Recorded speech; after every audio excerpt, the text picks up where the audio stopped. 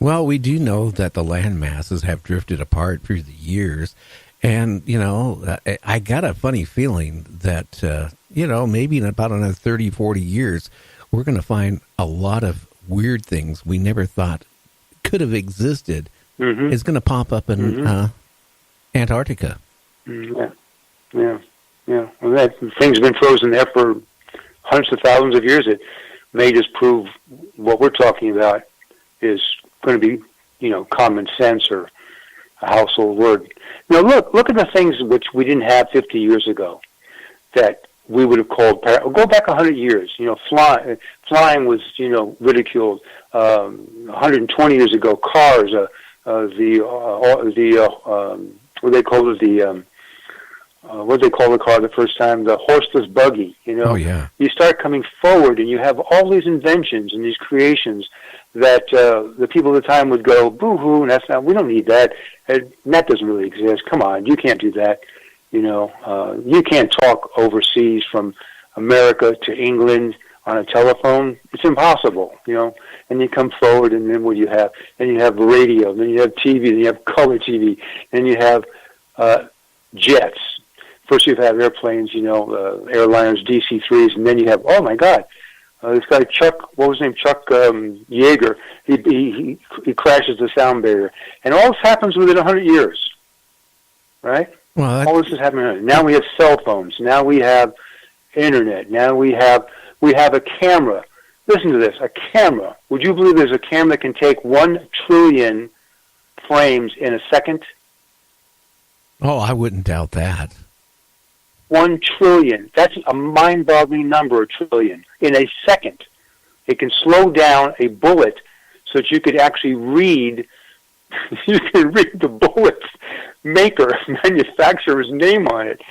And you can also Google that too and see the video. It's phenomenal. Well, I keep bookmarks. I keep bookmarks for all these phenomenal and unusual and paranormal things, because pretty soon none of this is going to be paranormal. It's going to be normal. Yeah, pretty much. Even like satellites. I didn't realize how far advanced satellites are taking pictures.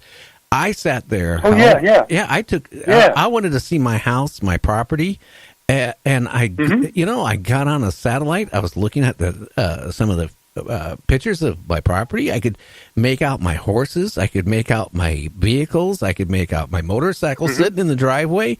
And, then, I could see my wife in her bathing suit, or part of her bathing suit anyway. Luckily there was no nude sunbathing in the backyard. Actually, she was topless, and you know what? You could make everything out. That I saw that, and I'm going, wow. I mean, that is scary. That the capabilities we have. If somebody said that 50 years ago, we would have that capability, you'd look at them like, oh, that guy's crackers. You're cuckoo. Yeah, you're cuckoo. Yeah. Yeah, that's how far. But that's that implanted thing. It's just it's not okay. Yeah, it's not okay. Now I got to ask you a question too. I've had some guests on my show.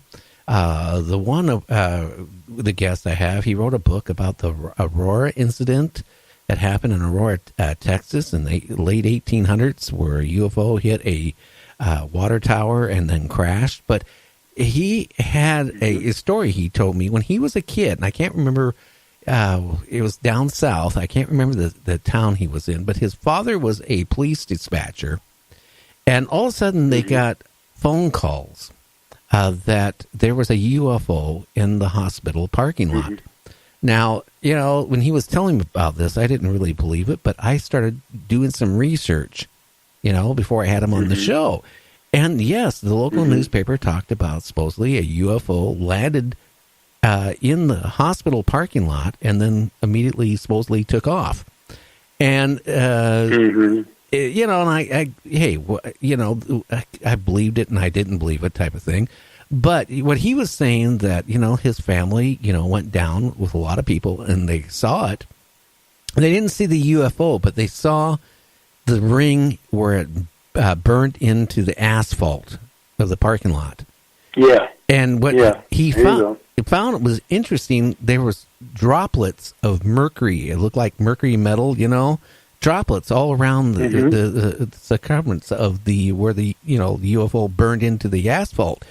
The funny thing is, this happened, I don't know what time of night, but all of a sudden, the next morning, all of a sudden, during the middle of the night, the parking lot got repaved.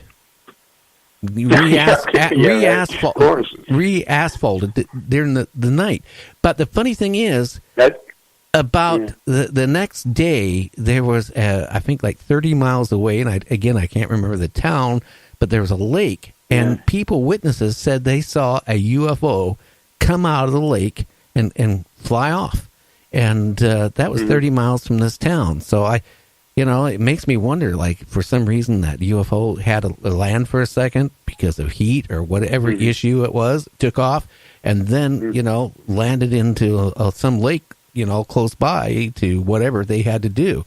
But I've done a lot of research on that, and it's been a lot of cases where, like UFOs are sighted in the ocean, in lakes, and stuff like that. Gary, they've got paintings from the medieval times showing cigar-like things floating over people's heads.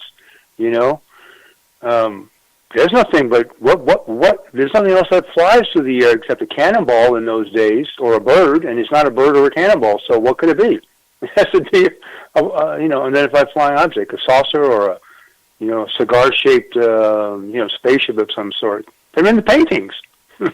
Well, yeah, but if you want to go farther back, let's go back to prehistoric man in the caves, drawings of men flying contraptions in the sky. Yeah. Let's look at it. Prehistoric men, or at that age of man, they would even wouldn't comprehend man even flying in the sky, let alone. And then they had some type of helmets on and weird stuff, My feeling, I've had a couple people on my show that, swear up and down from the research they have done that, hey, the Earth has probably been rebooted several times.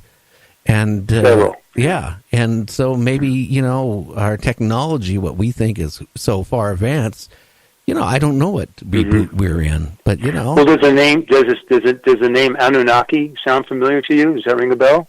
Sort of, yes. Yeah, okay, that would be the civilization that took what we know as the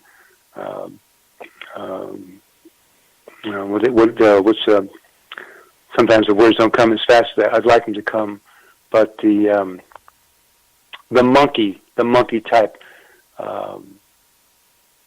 organism that lived 200,000 years ago, and they mated with it and made it so that it could stand up, because you have Homo habilis, which was on 4 legs, and you have Homo erectus, and then you have Homo sapiens. You see, something caused a improvement in the mobility and also the intelligence of that particular animal. And I assure you, it came not from this planet; it came from some other planet. But the Anunnaki and the Nephilim in the Bible, in the Jewish or the Hebrew Bible, they call them Nephilim. Those who were cast down. That's how it translates into Greek. And if you don't know Greek, then you won't. If you do know Greek, you'll know that's what it means. This guy Sitchin, The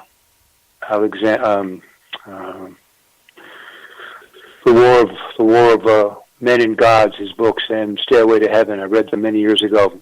Intensely interesting, where he documents, because he could read the Greek, whereas the other scholars couldn't, and he could translate directly from those periods of time the actual records of spaceships landing and cultivating the Earth and making what we would consider cavemen, making them civilized and giving them the tools to, had the Bronze Age, and that type of thing. They would never have by themselves have survived or improved without the aid of these extraterrestrials.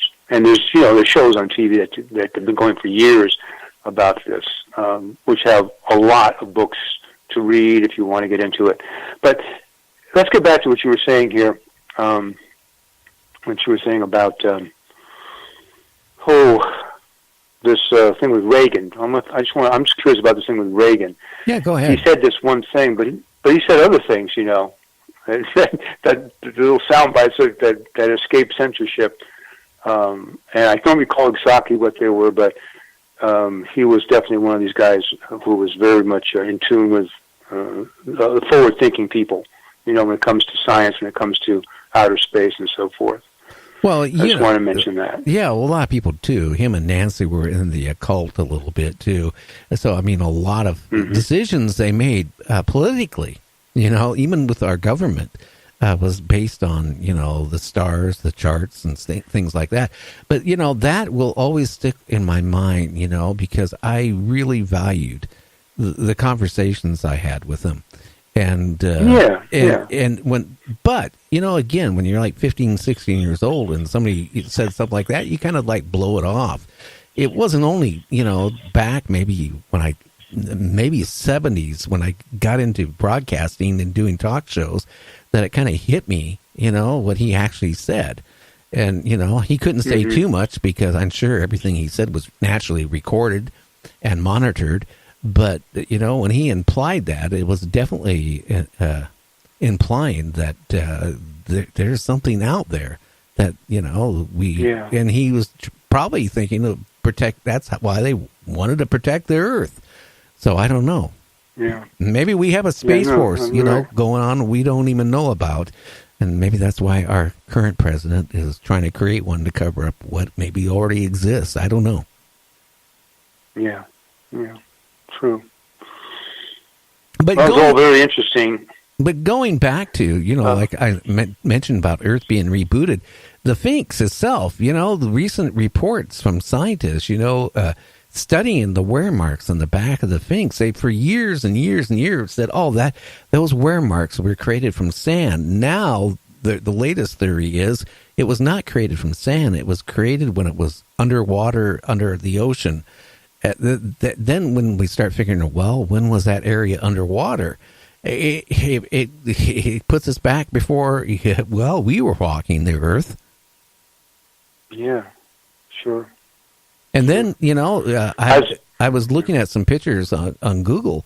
There's some interesting pictures in Antarctica that kind of look like pyramids. And oh, yeah? Yeah. I should get a hold of those. That's interesting. Oh, yeah. And, are they large? Are these large pyramids like the Giza and the other ones in Egypt? Yeah, they're shaped like that. They're still covered in ice, but the way stuff is melting and doing this stuff, you can actually see the shapes, and there are like three of them in a close area that they resemble a pyramid, and they are. Now in Zechariah Sitchin's book, I just remember his name, right? Zechariah Sitchin, his books, Stairway to Heaven and so forth. There's 5 of them, 6 of them. He mentions and diagrams, illustrates with diagrams in the book, he shows how the positioning of the Great Pyramid and the smaller pyramids were actually beacons for extraterrestrials to spot where they should land. You see, in the Fertile Crescent, where life began, on this 5th reboot, as we were talking about, 5th or 6th reboot, in Mesopotamia, back about 4,000 or 5,000 years ago. That's what they were for. They were beacons. They weren't burial chambers. They may have been used later as an afterthought. They were beacons you could see, and as you know, if you're talking about satellites, the satellites, pictures of them are very, very clear. You can see them from 200 miles away in Egypt. Oh yeah, I really think they weren't just burial chambers. Well, they from the standpoint that everything was probably mystic to that culture, and they were used as that. But it's not just that. How about some of these? If you go out in an airplane and look at the ground, or from Google and start looking around, you see these weird things like arrows in a way, like directions pointing to some weird location. And we're talking about in Africa and some weird countries that look like basically like landing directions for a UFO. Certainly wouldn't be for a 747 because there was no 747s. Yeah. And the down there in South America, in Peru,